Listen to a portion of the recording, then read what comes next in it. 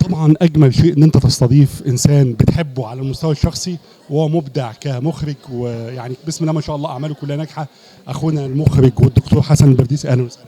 اهلا بحضرتك واهلا بكل الساده المشاهدين. مبروك لك عملك الناجح ماريونيت، ان شاء الله يكون من نجاح لنجاح ومن توفيق لتوفيق. كلمنا اولا عن العمل ده وظروفه، وانت بداته ازاي، فكرت فيه ازاي، ورؤيتك فيه كمان. والله انا بدايه خالص كان مجموعه شباب قالوا لي عايزين نعمل فيلم قصير، فقلت لهم اوكي، فجم ادوني فلوس قالوا لي عايزينك تعمل لنا فيلم قصير. فالفلوس دي قلت نجيب فنان معانا معروف. الفنان بعد كده الفلوس زادت، الفنان بقى 2، الفلوس زادت، الفنان بقوا 3، الفلوس زادت بقى 4. فالحمد لله الموضوع فتح. الفيلم بقى مدته ساعة الا تلت بعد ما كان ربع ساعة. مش هقدر انكر طبعا ان كان في معاناة كبيرة جدا جدا جدا في الفيلم ده. كان في صعوبات كتير واجهناها. تصوير اتمسح وعدنا التصوير تاني. وبعد ما منتجنا الفيلم كله اتمسح وعدنا المونتاج تاني. فيعني الحمد لله. المهم النتيجة النهارده ان شاء الله كلنا هنشوفها مع بعض. ربنا يوفقك طبعا. بس انا حسب ما عرفت ان الفيلم فيلم رعب، يعني بينتمي لافلام الرعب، صح؟ طيب انت شايف ان الافلام اللي هي بيقولوا عليها ما ورائيات، يعني زي الفيل الازرق وما هو على هذا النمط، شايف ان هو الموضه اليومين دول، فانت مشيت في نفس الموضه دي، ولا دي كانت رؤيتك انت الشخصيه ان عايز تعمل فيلم زي؟ لا والله هو الموضوع كله جه صدفه، يعني انا ما كنتش مرتب حاجه لحاجه، هو الموضوع كله جه صدفه. فالحمد لله وعايزين نشوف رايك بقى بعد ما تتفرج على الفيلم. اخر سؤال بس معلش اعذرني، وهيبقى سؤال حساس شويه.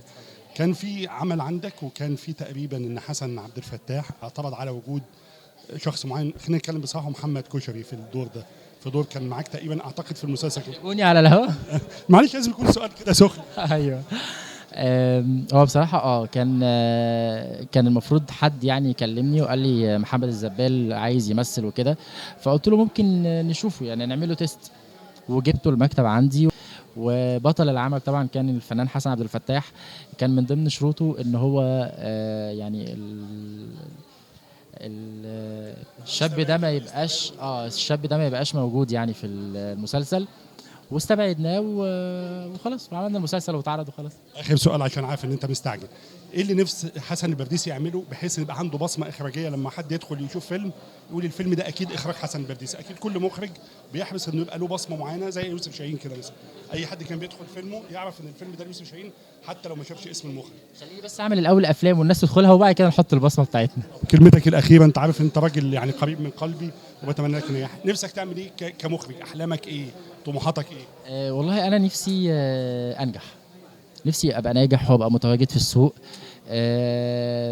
نفسي اشتغل ببادجت محترم عشان خاطر اعرف انفذ فيجن في دماغي كامله من غير ما ان احنا نتخلى عن اي حاجه عشان خاطر الانتاج مش مكفي. سؤال سخن، ايه معوقات النجاح بالنسبه لك؟ لا ده كتير قوي كتير قوي. يعني قول لي اثنين منهم. ايه اللي دايما بيقف قدام حسن؟